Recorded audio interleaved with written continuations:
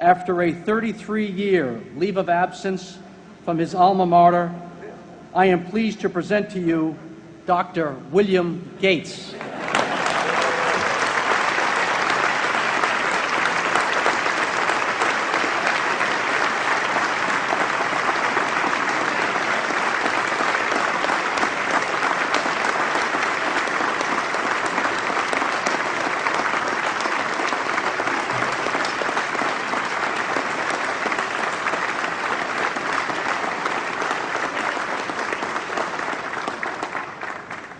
Thank you.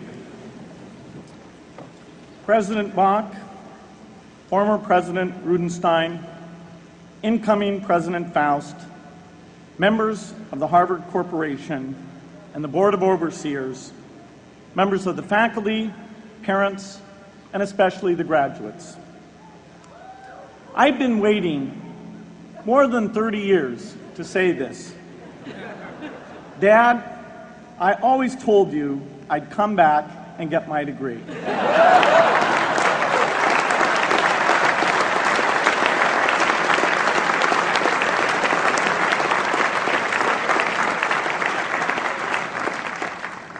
I want to thank Harvard for this honor.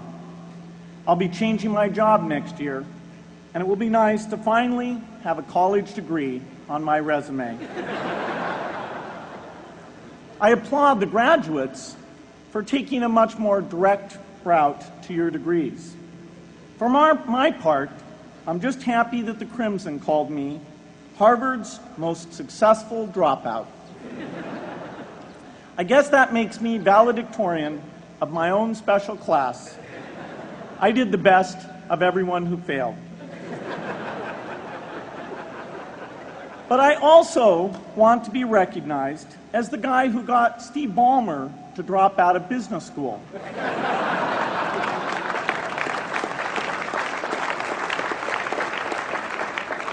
I'm a bad influence.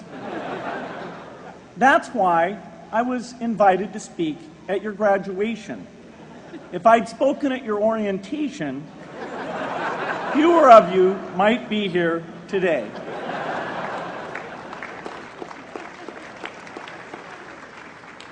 Harvard was a phenomenal experience for me.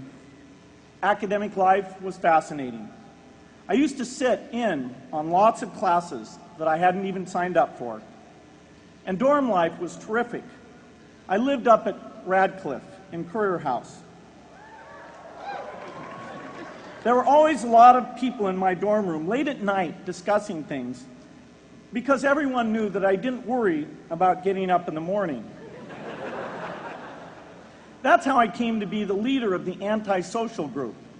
We clung to each other as a way of validating our rejection of all those social people. Radcliffe was a great place to live. There were more women up there, and most of the guys were math science types. The combination offered me the best odds, if you know what I mean. That's where I learned the sad lesson that improving your odds doesn't guarantee success.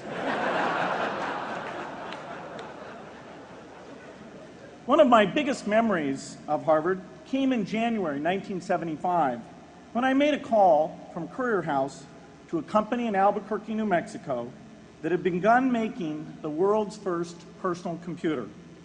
I offered to sell them software. I worried they would realize I was just a student in a dorm and hang up on me. Instead, they said, "We're not quite ready. Come see us in a month," which was a good thing because we hadn't written the software yet. From that moment, I worked day and night on the extra credit project that marked the end of my college education and the beginning of a remarkable journey with Microsoft. What I remember above all about Harvard was being in the midst of so much energy and intelligence. It could be exhilarating, intimidating, sometimes even discouraging, but always challenging. It was an amazing privilege, and though I left early, I was transformed by my years at Harvard, the friendships I made, and the ideas I worked on. But taking a serious look back, I do have one big regret. I left Harvard with no real awareness of the awful inequities in the world, the appalling disparities of health and wealth and opportunity that condemn millions of people to lives of despair. I learned a lot here at Harvard about new ideas in economics and politics. I got great exposure to the advances being made in the sciences. But humanity's greatest advances are not in its discoveries, but in how those discoveries are applied to reduce inequity.